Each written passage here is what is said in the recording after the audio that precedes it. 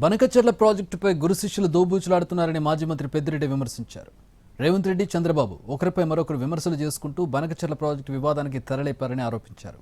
బాబుకు బనకచెర్ల ప్రాజెక్టు పూర్తి చేయాలనే ఆలోచన లేదని, అందుకే వివాదాస్పదం చేస్తున్నారని మండిపడ్డారు. జగన్తోనే బనకచెర్ల ప్రాజెక్టు సాధ్యమని పెద్దిరెడ్డి తేల్చి చెప్పారు.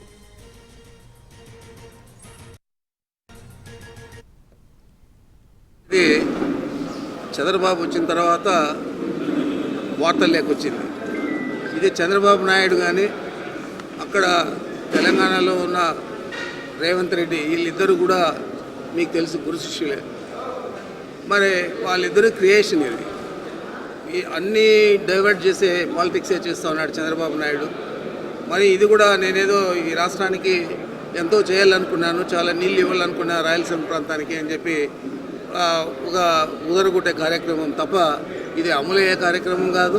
అమలు చేసే ఉద్దేశం కూడా చంద్రబాబు నాయుడుకి లేదు. ఈయన ఇక్కడ డైవర్ట్ చేస్తామంటే ప్రజలందరినీ బనకచెర్ల పేరుతో అక్కడ రేవంత్ రెడ్డి గారు కూడా బనకచెర్లని అడ్డుకుంటారని చెప్పి ఆయన కూడా డైవర్ట్ చేస్తున్నాడు తప్ప ఇది కేవలం రాజకీయ ఉద్దేశంతో వాళ్ళు చేసే డ్రామా తప్ప వాస్తవాలకు చాలా దూరంగా ఉంది.